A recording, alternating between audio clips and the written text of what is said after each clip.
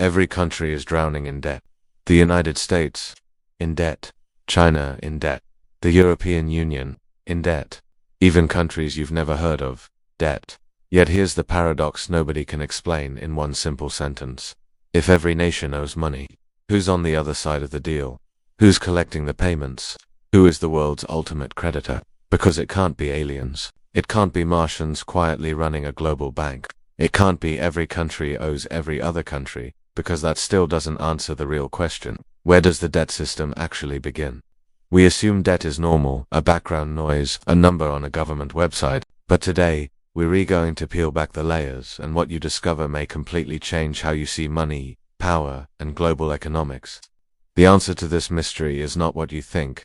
It's not simple, it's not visible, and it's not new. In fact, the real collector has been hiding in plain sight for over a century. To understand who gets paid, you first need to understand how national debt even became a thing. Because for most of human history, governments didn't borrow money like this. There were wars, funded by kings, empires, funded by plunder, infrastructure, funded by taxes, national debt. The idea that countries permanently borrow money is actually a relatively modern invention. So let's rewind. The gold age before the 20th century, global money was tied to something physical. Gold. If you printed too much currency, people could demand gold in exchange, and your government would collapse. This kept national debt limited. But then came the turning point, the invention of central banks. Not government banks, not public institutions, but independent financial entities with the power to create money, not backed by gold, but backed by debt itself. And the moment the world switched to this new system, a strange thing happened. Debt didn't just become normal. Debt became the foundation of money. This is the twist you're not supposed to think about, because if money comes from debt, then the world can never be debt-free, not even theoretically. The story truly begins with World War I. Governments needed unprecedented amounts of money. Taxes couldn't cover it. Gold couldn't cover it. So countries turned to something new. They borrowed from their newly created central banks. Once the war ended, the debts didn't go away. They grew, because the world had discovered a solution, one that seemed harmless at first. Just borrow, borrow more, borrow again. The central bank will create the money. This was the birth of the modern debt economy. Rise of the bond market. Governments began issuing bonds, IOUs that promised interest. Who bought them? Banks, insurance companies, pension funds, wealthy individuals, foreign governments. But over time, a new pattern formed. The biggest buyer became the same institution creating the money, the central bank. And that's when everything changed. 1971, the most important year in world finance. President Richard Nixon ended the gold standard. From that moment onward, money no longer had a physical anchor. It was backed by nothing but trust. And the result? Countries could borrow unlimited amounts. Central banks could create unlimited currency. Debt became infinite. The world witnessed exploding government deficits, soaring national debt, global financial markets tied to one belief that governments always repay. But here's the part. The financial system never advertises. Debt became the product. Banks profited from lending to governments. Investors profited from interest payments. Central banks profited by controlling money supply. Money itself became a system of IOUs circulating endlessly. Every dollar in existence had a creditor. Every euro had a creditor. Every rupee, yen, pound, all created through debt. And because every country uses this system, every country is permanently in debt. Which brings us back to the mystery. If all nations owe money, who's collecting the interest? Let's keep going. The 2008 financial crisis was the first time the world got a glimpse behind the curtain. Banks collapsed under their own risks. Governments had to bail them out. But where did governments get the money? They borrowed it. And central banks created it. In the trillions. It was the moment the global population realized a quiet truth. Countries don't really have money. They borrow money into existence. And the deeper truth, the borrowers and lenders aren't separate. They're part of the same machine. This was the closest the world ever came to understanding who collects the payments.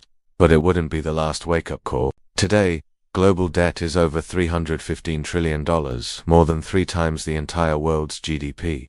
How is that even possible? Because debt doesn't need to be paid back. It just needs to be serviced with interest. And that interest is where the money flows upward. So where does the money go? Here's the breakdown. 1. Domestic bond. Pension funds and insurance companies. The money of ordinary citizens hold massive amounts of government debt. They collect interest, which taxpayers ultimately fund.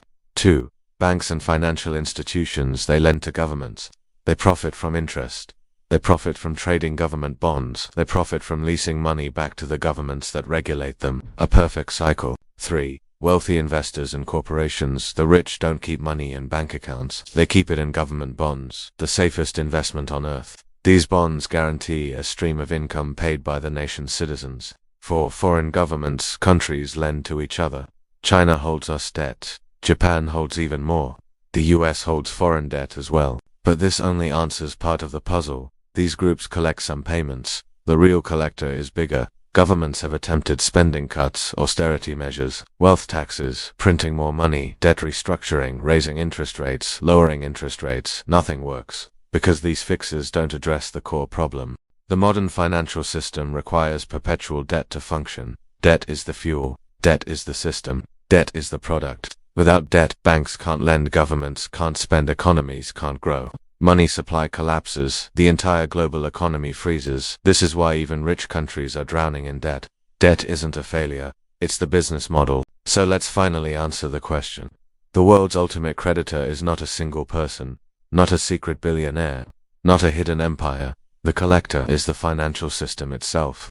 A network of central banks, commercial banks, investment funds, pension funds, insurance companies, ultra-wealthy investors, international institutions, IMF, World Bank. The interest payments don't go upward to one king. They cycle through a global machine that extracts value from taxpayers, workers, consumers, businesses, governments. Here's the uncomfortable truth. Countries aren't in debt to one entity. They are in debt to a global system built on the requirement that they always owe something to someone.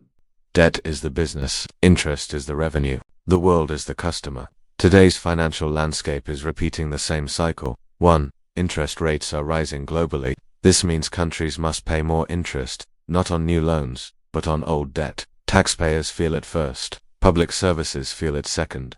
2. Currency wars are quietly increasing. Every country is printing money. Every country is devaluing its currency. Every country is competing for global capital. 3. Debt levels are setting record highs, not just government debt, household debt, corporate debt, student debt, credit card debt. The whole world is now built on leverage, or wealth is concentrating faster. Why? Because those who hold debt, not owe debt, receive the compounding returns.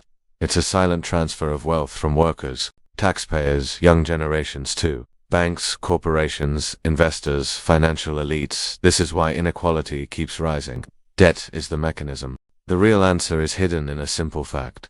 Money is debt, and debt pays interest, and the interest flows upward forever. So when you ask, if every country is in debt, who's collecting the payments? The answer is, everyone above you in the financial pyramid. Banks, funds, corporations, investors, the people and institutions who own the debt, not the ones who owe it. Debt is not a burden, debt is a business, and that business never closes. 3 takeaways. 1. Debt isn't a problem, it's a system. Countries aren't accidentally in debt. They're required to be in debt. It's how money enters the economy. 2. The collector isn't a person, it's the financial machine. Central banks, commercial banks, and global investors form a self-reinforcing system that profits from perpetual debt. 3. The cycle benefits the few, not the many. Interest flows upward. Taxpayers fund the machine. Wealth concentrates, and the world keeps spinning in the same loop. Warning: we are entering a new era. Higher interest rates, record global debt, slowing economies, and rising inequality. The system is straining, not breaking, but evolving. And when systems evolve under pressure, the ones who understand the rules survive the best. If you want more deep dive videos on money history, global debt, hidden financial mechanisms, and the systems shaping our world, subscribe, hit the bell, and share this video with someone who still thinks countries owe money to aliens, because the truth is far more interesting and far more real.